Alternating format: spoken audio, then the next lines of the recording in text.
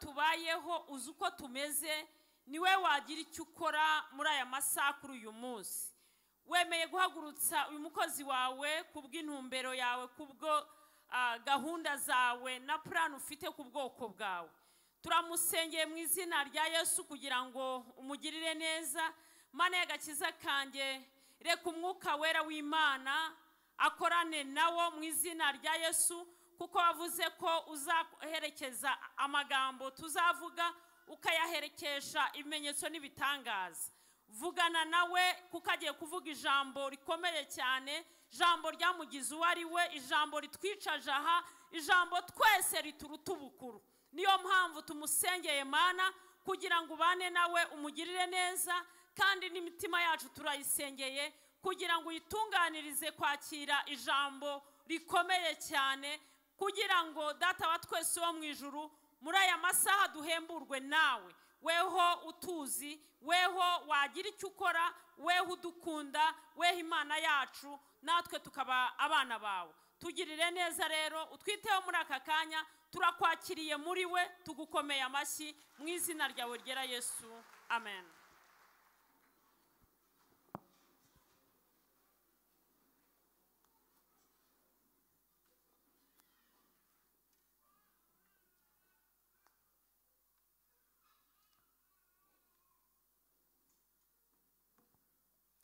Amen. Reka mbasuhuze mu izina ry'Umwami wacu Yesu Kristo. Ndashimira Imana impaye amahirwe yo kugaruka kandi mu rusengero dukunda rwa Bethesda. Reka munyemerere dushimira Imana impaye amahirwe yo kugaruka ahangaha kandi. Amazina yanjye ni Ngoboka Didasi, cyangwa Pastor Ngoboka Didasi. Ndi umushumba ukorera mu buyobozi bw'itorero rya Zion Temple Celebration Center, paruwase ya Kabeza, ahantu bita Rubirizi. Ndi umwe mu bashumba b'iyo paruwase, niho nkorera umurimo w'Imana. Ndubatse, mfite madamu n'abana babiri. Turashimira Imana.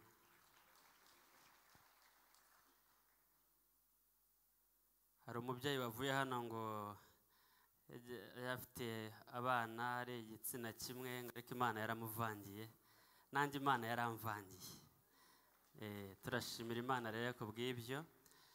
So rero ndagira ngo nshimire Bishop kandi umubyeyi wanyu, umubyeyi wacu na madamu baba baduhaye ikaze, bakaduha karibu. Munyemerere tubashimire n'amashyi menshi cyane.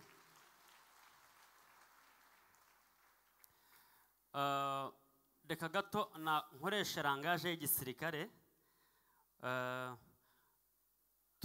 Tugiye kuvuga uburyo dufata aba babyeyi nkatwe abashumba batoya, ukuntu dufata Bishop wanyu w'uru rusengero, ukuntu dufata Apostle Dr. Paul Gitwaza n'abandi bakeya, tubafata nk'amagenerali, tubafata nk'abagenerozi muri uyu murimo w'Imana.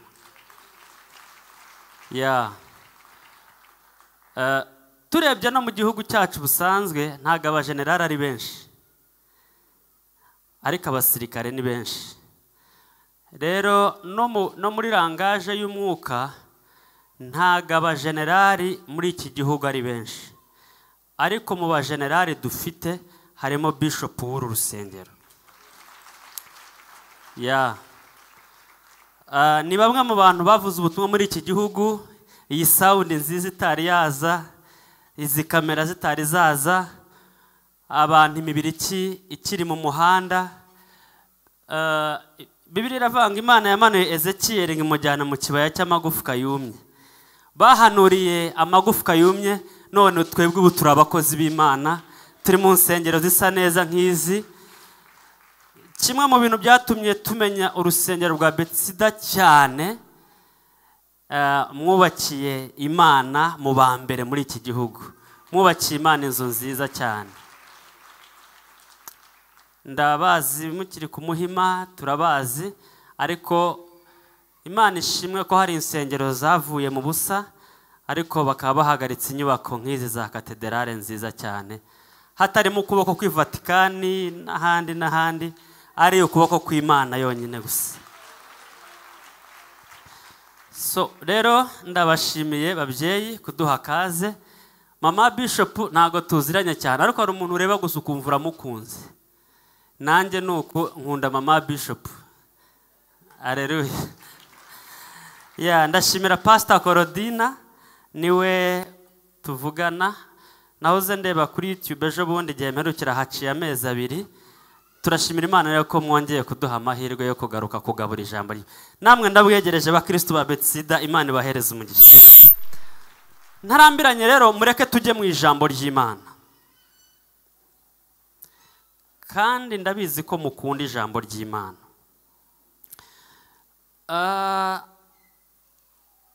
Ubushize ubwo meruka hano navugaga hejuru y'umwuka wera, ariko uyu munsi insanganyamatsiko bampaye iravuga ngo abazi Imana yabo bazakomezwa nayo. Ubwo meruka hano narabwirije ariko uyu munsi ndashaka kwigisha. Imana ingiriye ubuntu ndabikora, asa n'ubivanga cyangwa se nkakora kimwe, ariko ndagira ngo tugane ariko twige cyane kuruta uko twabwiriza kandi mu mwanya mutoya. Haleluya. Nimunyakire muvuge ngo amen. Nimuzamureho kandi musubiremo haleluya. Reka tubumbure Bibiliya muri Danieli ibice 11 umurongo waho wa 32. Umuntu ufite ahantu yandika, umuntu ufite ahantu yafatira note, nta kibazo wabikora kuko ndigisha rwose.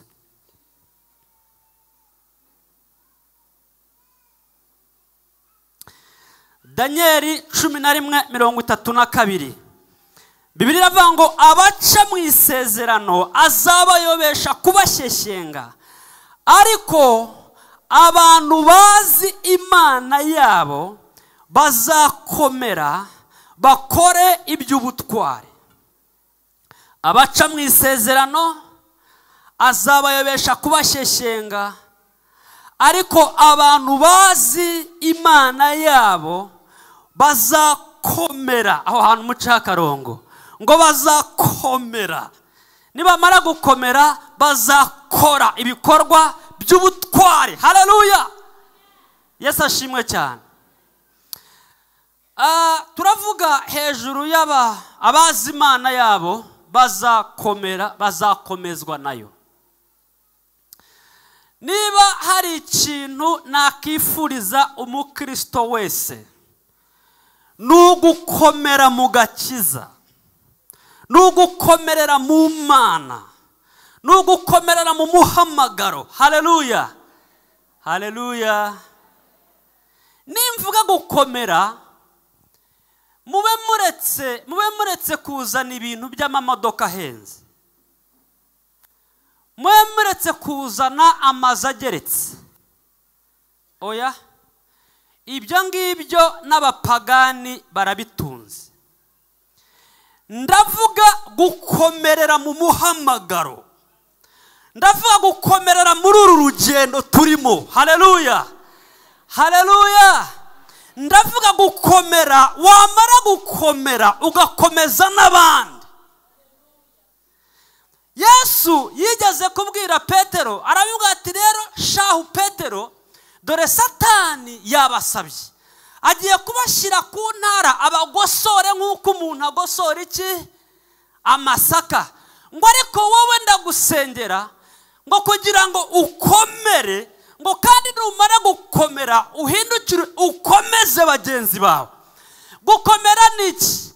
Nugukizwa uri umubebe mu mwuka, ukarerwa, ukitabwaho, ugahabwa indyo yuzuye, ukazagera ku rwego rwo kuba nubwo wabatije nawe utangira kubatiza abandi, nubwo watujwe nawe utangira kwatuza abandi.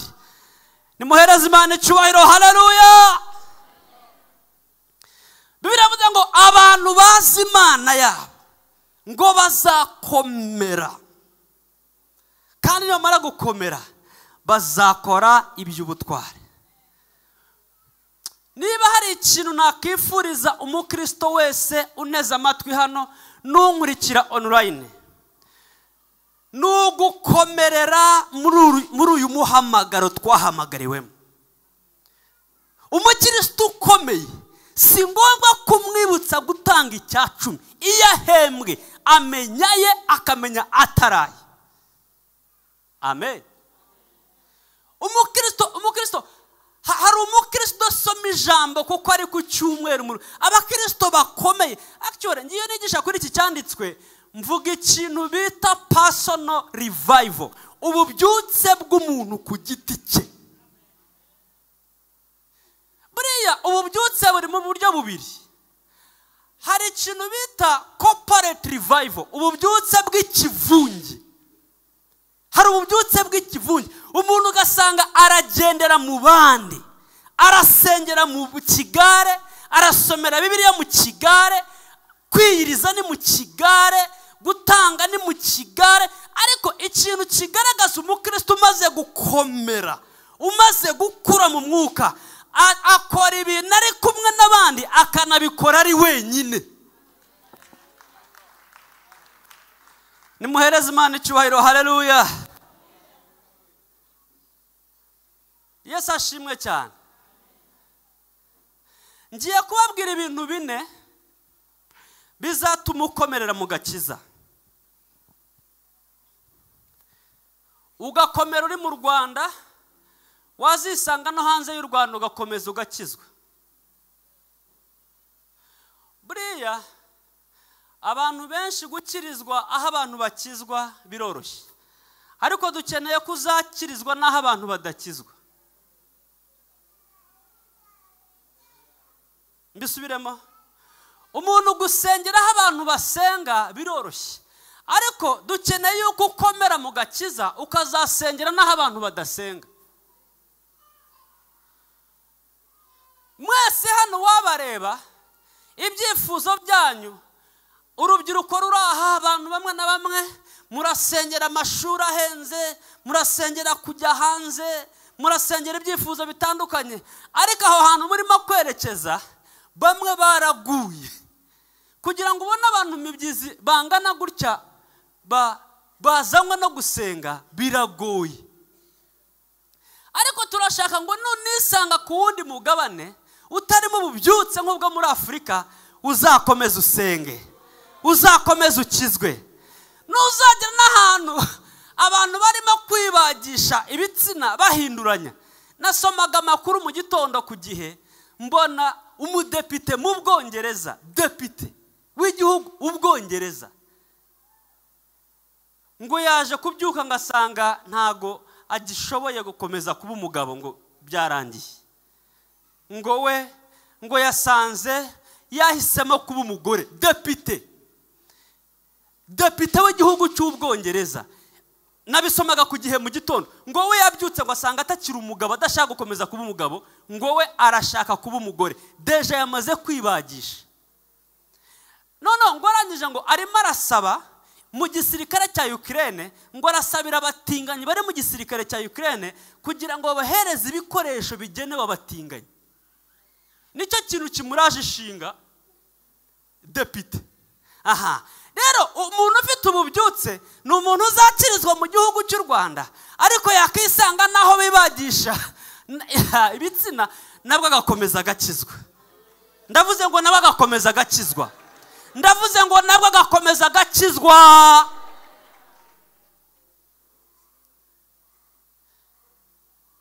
Nasomye muri Uganda hano, umuhungu w'imyaka 20 bamujyanye mu rukiko bamuziza kwangiza undi mugabo mugenzi we. Hari ibintu bimwe twajyaga twumva tukumva ni ibintu biri kure.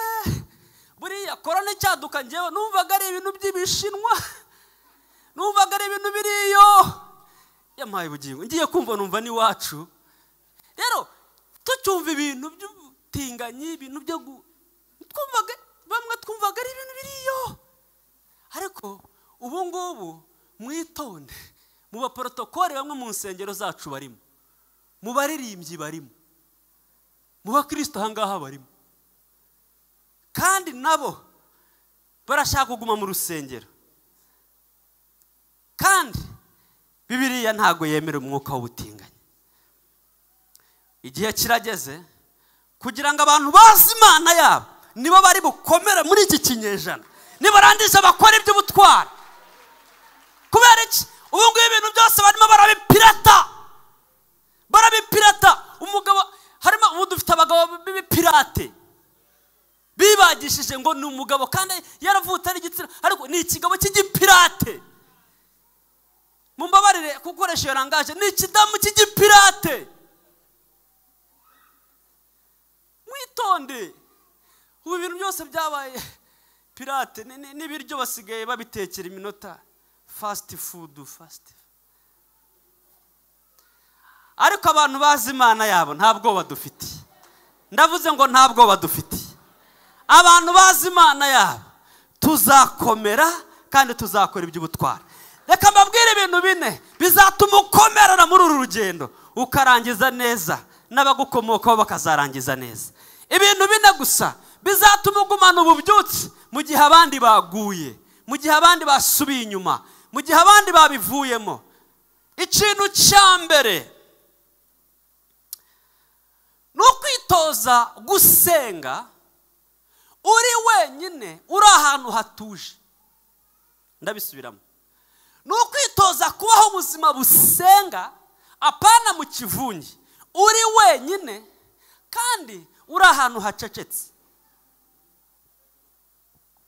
Munyemere njye nitizaho amagambo y'icyongereza kubera baba badukurikiye n'abicayemo hano, yenda hari abo byagora. A daily quiet time. A daily quiet time. Kugira ubuzima bwa buri munsi bubaho uri ahantu hacecetse, urimo gusenga, urimo gushaka mu maso h'Imana, urimo kubaza Imana iby'uru rugendo, urimo kubaza. Haleluya. Ndavuga, reka dusome ibyanditswe nka bibiri.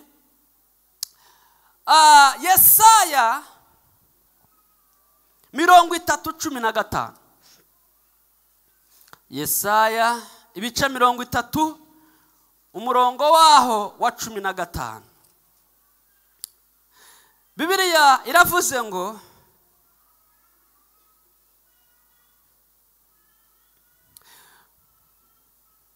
Uwiteka Imana uwera wa Isiraheli yavuze ati, nimugaruka mugatuza muzakizwa. Amagambo akurikiraho ngo mwituze no mu byiringiro nimwe muzaherwa imbaraga. Mwituze. Bibiliya y'icyongereza iravuga ngo in quietness and trust. Mwituze no mu byiringiro niho muzahererwa imbaraga. Umukristo ushaka gukomera agomba kugira ahantu hacecetse, yumva utunyoni gusa. Abana bigiyeyo, umugabo yigiyeyo, pasiteri yigiyeyo, abadiyakoni bigiyeyo. Wowe n'Imana, toza ubuzima bwawe gushaka Imana wenyine. Ndavuze ngo toza ubuzima bwawe gushaka Imana wenyine. Hari igihe uzasigara muri moruge wenyine, hari igihe tuzagusigira isororo wenyine. Niyo mpamvu ugomba kwitoza gushaka Imana yawe wenyine. Hari igihe uzahagara imbere y'intebe y'urubanza wenyine. Niyo mpamvu nemera agakiza ka rusange, ariko nemera agakiza k'umuntu ku giti cye. Muhereza Imana icyubahiro. Haleluya. Dusoma undi murongo uri muri Matayo 14:23. Matayo 14:23. Haleluya.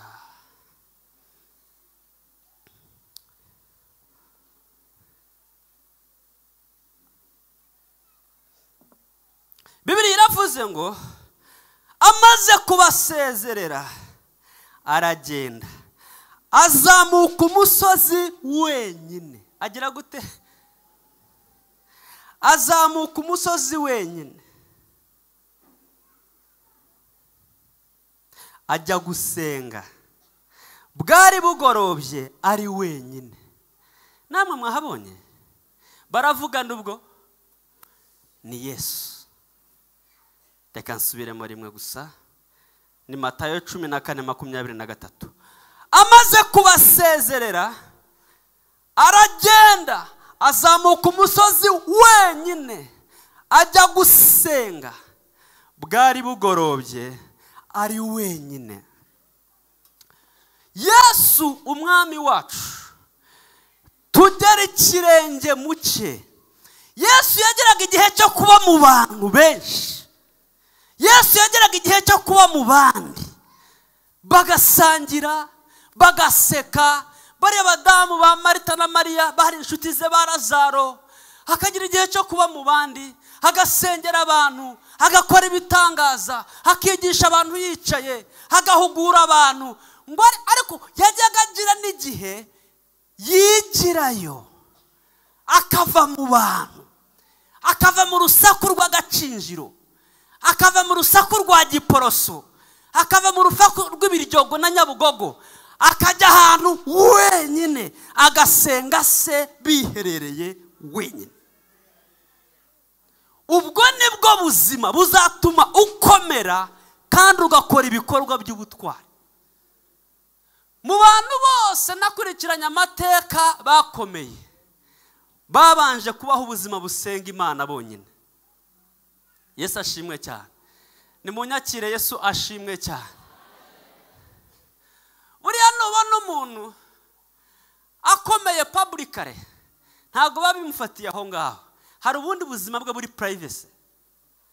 Yesu ashimwe. Nimunyakire amen. Nyeganyeza mugenzi wawe gutyo umubwire ngo itoze gushaka Imana wenyine. Mubwire ngo itoze gusenga wenyine. Ni byiza ko waje mu materaniro ya rusange, ariko baho ubuzima busenga Imana wenyine. Bizatuma ukomera. Niyo wakisanga muri Pakistan, niyo wakisanga muri Somalia, niyo wakisanga mu bihugu by'Abarabu, uzakomeza uhagarare. Kubera iki? Wamenye ubuzima bushaka Imana wenyine. Iyi migabane murimo mwirukankiramo, benshi baraguye. Insengero zirimo abasaza n'abakecuru bagendera ku bugare. Ariko twebwe nubwo dufite ububyutse, nitugera hariya tugomba kugumana ububyutse. Umuntu wese wakomeye afite ibanga ryatumye akomera. Ndimo ndabamenera amabanga yo gukomera mu Mana. Behind success haba hari secret. Ikintu cya kabiri nihuse kizatuma ukomera mu gakiza muri uru rugendo, ni ukubaho ubuzima busoma Bibiliya buri munsi. Kubaho ubuzima busoma Bibiliya buri munsi. To read the Bible every day. Gusoma ibyanditswe byera buri munsi. Dusome icyanditswe kiri muri Yesaya 34:16. Yesaya 34:16. Nabasezeranyije ko ndibwigishe. Yesaya 34:16. Nimushake mu gitabo cy'Uwiteka musome. Mugire gute? Musome. Nta na kimwe muri byo kizabura, nta kigore kizabura ikigabo cyacyo. Uwiteka, kuko Uwiteka ari we ubitegekesheje akanwa ke, kandi umwuka we akaba ari we ubiteranije. Reka nsubiremo rimwe. Nimushake mu gitabo cy'Uwiteka musome. Nimushake mu gitabo cy'Uwiteka musome. Igitabo cy'Uwiteka ni Bibiliya. Nimushake mu gitabo cy'Uwiteka musome. Mbongera undi murongo uri muri Timoteyo wa mbere 4:13. Timoteyo wa mbere 4:13. Timoteyo wa mbere 4:13, kugeza aho nzazira ujye ugira umwete wo gusoma no guhugura no kwigisha. Kugeza aho nzazira ujye ugira umwete wo gusoma no guhugura no kwigisha. Uyu nguyu ni Paul arimo aratraininga umuhungu we mu mwuka Timoteyo, arifuza kumubona akomeye mu gakiza, aramubona mu muhamagaro, aramubonamo ikintu gikomeye muri we ndani, ariko arashaka kumutraininga. Aramubwira ngo ujye ugira umwete wo gusoma ibyanditswe. Iyo usomye muri commentaire, ujye ugira umwete wo gusoma ibyanditswe, ngo kugeza aho nzazira, sha muhungu wanjye, ujye ugira umwete wo gusoma no guhugura no kwigisha. Abenshi murasaba udututi ariko ntusoma. Uzigisha iki? Umuntu yigisha ibyazi ngo njyewe muzama agatuti mbereke. Nyine uzatwereka, ariko uzatwereka iki? Haleluya. Nimongerere gutya, haleluya. Hano wabaza umukristo, abenshi mutinze mu rusengero, ariko wabaza umuntu wasomye Bibiliya byibuze rimwe gusa akayisoma akayirangiza, wabonamo abantu bakeya.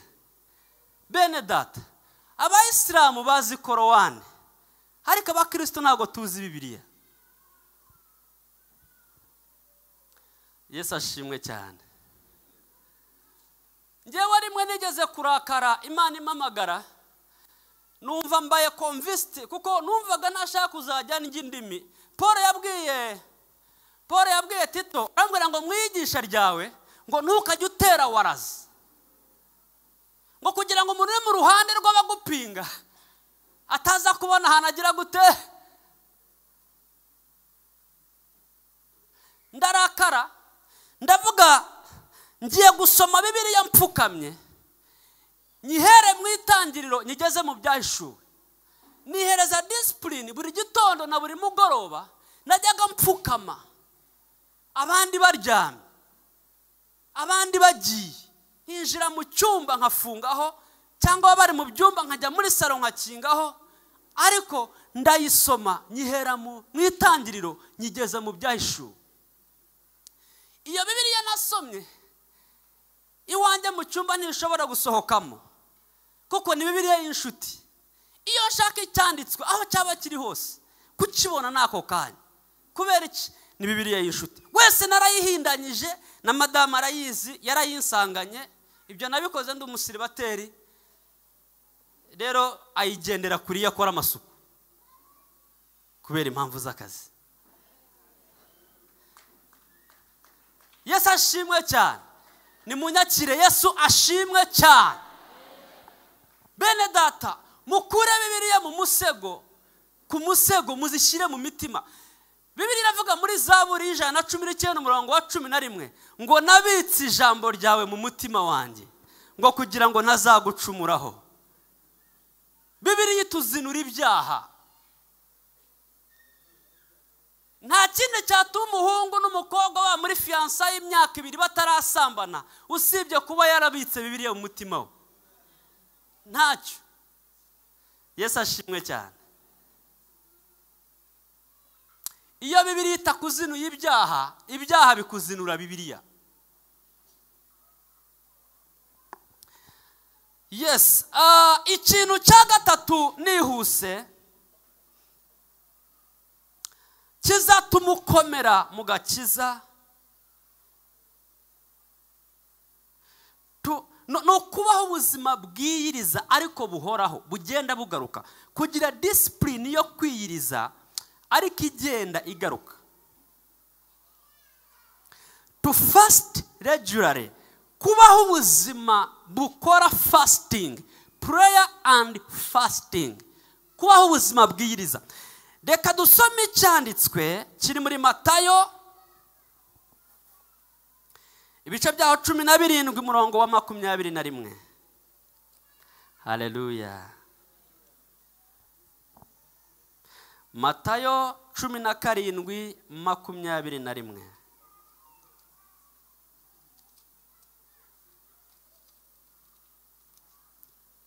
Reka dusome. Ariko bene uwo ntavanwamo n'ikindi keretse gusenga no kwiyiriza ubusa. Ariko bene uwo muzimu, bene uwo mudayimoni ntavanwamo n'ikindi keretse gusenga, pana gusenga gusa, uteranyijeho kwiyiriza ubusa. Twongere kandi dusome muri Zaburi y'109 umurongo waho wa 24. Zaburi y'109 umurongo waho wa 24.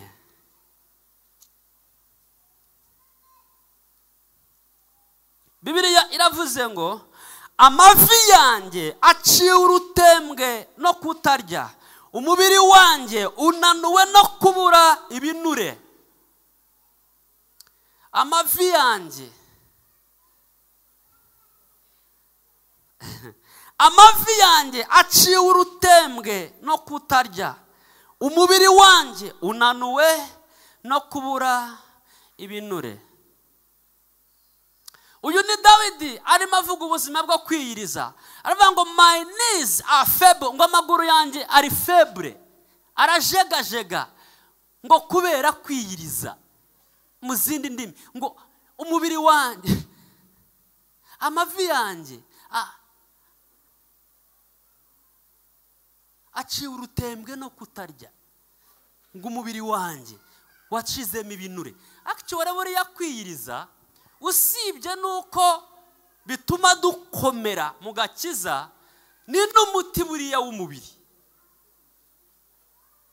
Kwiyiriza, hari abantu bamwe mu buvuzi bakwinjiza ahantu bakagutegeka kujya ureka ibiryo, ukanywa utuntu, ugafata utuntu kugira ngo just umubiri wawe wongere ube healthy. Haleluya. Nimunsubiremo amen. Nimunyakire kandi amen. Bene data, Yesu abigishwa bigeze kwirukanamo umuntu abadayimoni. Umubyeyi yazanye umwana amuzanira abigisha, aravuga ngo ni bamusengere kugira ngo amadayimoni murekure y'igicuri. Yamuturaga mu mazi, yamuturaga mu muriro. Arangije abigishwa baramusengera, bamukubita Bibiliya mu mutwe, niko ntekereza, baramucugusa, baramuzenguruka, barasirimba, baratokesha, ariko dayimoni yanga kuvamo. Noneho uwo mubyeyi amushyira Yesu. Yesu arangije aramureba, aracyaha, dayimoni muvamo. None abigishwa babaza Yesu, kuko uwo mubyeyi yari yabaregeye Yesu, aravuga ngo namuzaniye abigishwa bawe, nta kintu babikozeho, bamurebye gusa baramusengera, ngo ariko ntabwo dayimoni yamurekuye. Abigishwa babaza Yesu ngo kubera iki we wasenze dayimoni ikamuvamo? Kubera iki wasenze uyu mwuka ukamurekura? Twebwe twasenze ntibikunde. Yesu arababwira ngo bene ubu bwoko bw'uyu muzimu, bene ubu bwoko bw'abadayimoni ntabwo bupfa kuvanwamo no gusenga gusa, ugomba guteranyaho ikintu bita kwiyiriza iki? Ubusa. Bene data, mwese hano dufite karande ziturondora aho tuvuka n'aho dukomoka. Dufite imbaraga ziturondora. Umuntu wavaka adafite karande imuherekeza imuhiga yaba arimo kubeshya. Ariko hari imyuka itazakurekura kubera gusenga gusa, ugomba guteranyaho akantu bita kwiyiriza ubusa. Ndabisubiramo. Hari umwuka w'ubusambanyi w'iwanyu, kwikinisha, gutera amada, kubyarira iwanyu, ukabuze ngo nta kantu ushobora gusenga gusa ngo bikagenda. Umva nkubwire, buriya ikibazo gisanzwe gikurwaho n'amasengesho asanzwe, ariko ikibazo kidasanzwe gikurwaho n'amasengesho adasanzwe. Ndabisubiramo. Ordinary problems, ibibazo bisanzwe bikurwaho n'amasengesho asanzwe. Extraordinary, ibibazo ndengakamere bikurwaho n'amasengesho ndengakamere. No kuvuga hari dayimoni yavuze ngo kubera ubukene bw'iwanyu uzapfa udatuye muri Kigali mu nzu yawe, ntuzigera ufata vora y'imodoka. Dayimoni zarayifashe ziragenda ziyicaraho. Kugira ngo uzimureho ntabwo bigusaba gusenga amasengesho yo kurya. Ugomba gushyiramo fasting, ugomba kwiyiriza, ugomba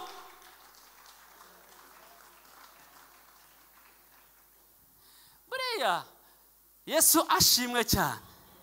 Nimungirire gutya niba turi kumwe. Bwira mugenzi wawe ngo gusenga ntibihagije, ongeraho kwiyiriza.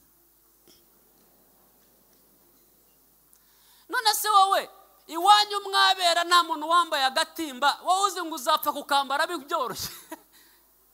Ugomba gusenga kandi ukaniyiriza. Iwanyu nta muntu ugeze wambara ingofero ya kaminuza, wowe uzirengo bezayikuzanira ku ipurato just ku isahane. No, ugomba gusenga. Iwanyu nta muntu ugeze ukandagira mu ndege, wowe uzi ngo uzapfa kugera no ku kibuga. Ntabwo byoroshye. Hari ibintu bimwe na bimwe. Iwanyu nta wakoreye Imana, iwanyu nta. Nawe urahangwa uri murakina, karande ntabwo zikina, nawe ugomba gusenga amasengesho atarimo imikino.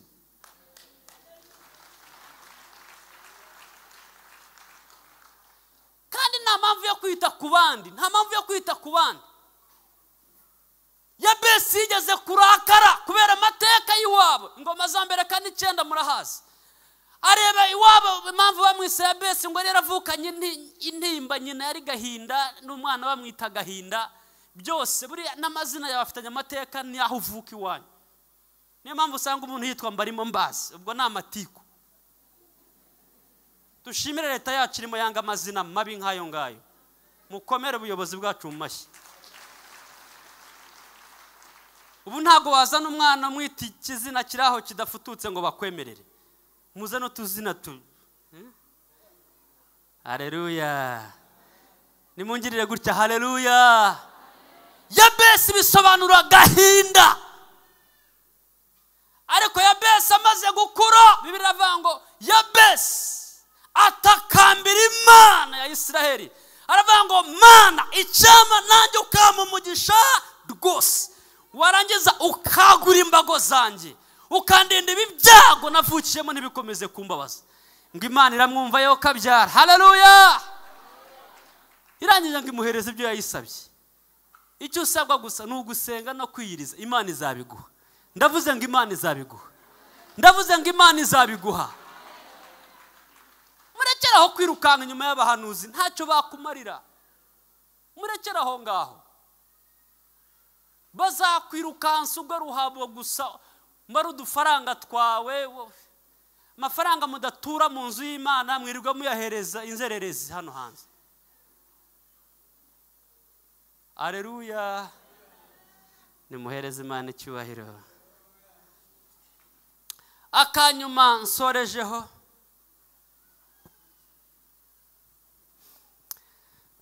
ujye usoma ibitabo by'abantu bakomeye. Niba ushaka gukomera, ugomba gusoma ibitabo by'abantu bakomeye. Bisubiremo. To read books.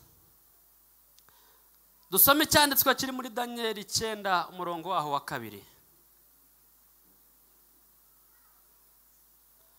Buri muntu hano wese afite inzozi arimo kurota, ariko ibintu warose hari abandi babirose mbere yawe kandi baba successful mu buzima.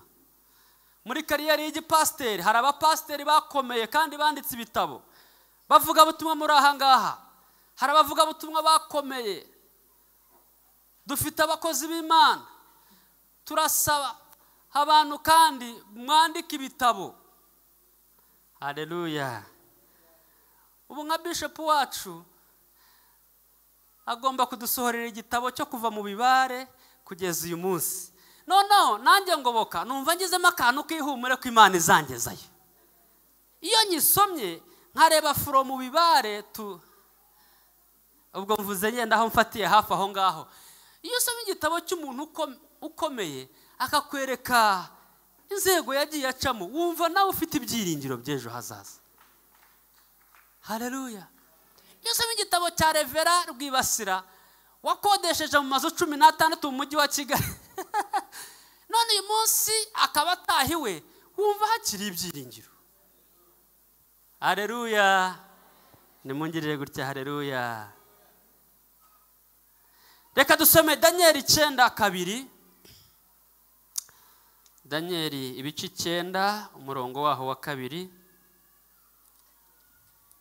Bibiliya iravuze ngo muri uwo mwaka wa mbere wo ku ngoma ye, njyewe Daniel nasomye ibitabo binsobanurira umubare w'imyaka i Yerusalemu hazamara hashenywe ko ari imyaka 70, byavuzwe n'ijambo ry'Uwiteka mu kanwa k'umuhanuzi Yeremiya. Ndasubiramo rimwe gusa. Muri uwo mwaka wa mbere wo ku ngoma ye, njyewe Daniel nasomye ibitabo binsobanurira. Iyo usoma urasobanukirwa, iyo usoma urajijuka, iyo usoma ntago abantu bapfa kugucurika ngo ucurame. No. Haleluya. Nsoreze muri Timoteyo wa 2:13. Urwandiko rwa 2 Paul yandikiye Timoteyo 4:13. Bibiliya yavuze ngo nuza uzazane umwitero nasize i Tirowa kwa Karupo n'ibitabo. Niki? N'ibitabo. Ariko cyane cyane uzazana ibyimpu. Ndasubiramo ni Timoteyo wa 2:4-13.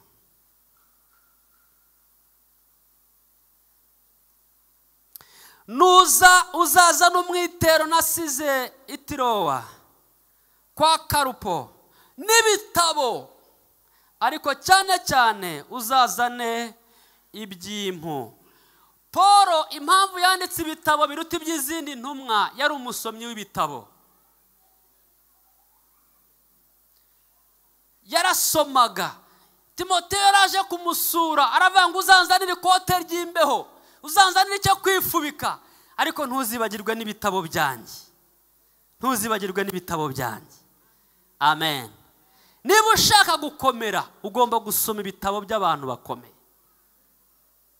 Hari umuntu umwe kubera yuko azi ko nkunda gusoma, aherutse kumpereza gift y'ibitabo 60. Hamereza ikarito y'ibitabo 60. Ariko bene data, hari igitabo gihatse ibindi ni Bibiliya. Hari igitabo gihatse ibindi ni iki? Ni Bibiliya. Bibiliya irimo ibitabo 66. Basi umaze gusomamo bingahe? Tureke yenda kubisoma byose ntago urabishobora, ariko ugejeje hehe? Reka mbasabe guhera uyu mugoroba tangire wihe discipline yo gusoma ibitabo byo muri Bibiliya. Haleluya. Umuntu umwe yaravuze ngo iyo ushaka guhisha abanyafrika ngo wandika mu gitabo, kubera ko baze ko tudakunda kubumburamo cyane. Iyo ushaka kumuhisha ngo uhisha hehe? Mu bitabo. Bene data, nababwiraga inzego enye zizatuma ukomera muri urugendo rw'agakiza. Twibukiranye, icyambere ni iki? Nababwiye ko nigisha ntari bubwirize. Icyambere ni iki? Kwitoza kubaho ubuzima busenga ari kuri. Icya kabiri ni iki? Kubaho ubuzima busoma ibyanditswe buri munsi, Bibiliya. Icya gatatu, kugira discipline yo kubaho ubuzima busenga ariko ukaniyiriza icya kane aricyo cya nyuma, gusoma ibitabo by'abantu bakomeye. Nimwakire ijambo ry'Imana. Munyemerere dusenga n'isengesho ritoya. Hari ikintu nasobanukiwe, umuntu wese yakomera aramutse amenya ibanga ry'abakomeye bakoze. Umuntu wese yakomera, umuntu wese yatera imbere. Icyo ukeneye kumenya ni amahame yo gutera imbere. Umuntu wese yakomera, ukeneye kumenya ni amahame. Nta muntu wakomeye bimugwiririye, buri muntu wese abigiramo uruhare. Reka dusenge Imana, upratike bino bintu. Niba ushaka gukomera mu gakiza, mu muhamagaro, ugomba kubaho ubuzima bw'amahame kandi ugashyira mu bikorwa ijambo ry'Imana. Reka dusenge. Mana, mu izina rya Yesu, turagushimiye kubw'ijambo ryawe. Icyo wanshize ku mutima nicyo ngaburiye ubwoko bwawe. Mwuka Wera, ndarekeye, ariko wowe ukomeze uganirize ubwoko bwawe. Mana, dushoboze kubaho ubuzima busenga twenyine, dushoboze kubaho ubuzima busoma byanditswe twenyine, dushoboze kubaho ubuzima twiyiriza ubusa twenyine, dushoboze kubaho ubuzima dusoma ibyo abakomeye bagezeho. Mana, ndagusabye, genderera abana bawe. Nubwo bamwe tudakomoka mu miryango ikomeye, ariko natwe wadukomeza ma, natwe waduteza imbere ma. Ongera uzamure abakozi b'Imana bakomeye muri uru rusengero. Ongera uzamure abamiliyoneri muri uru rusengero. Ongera uzamure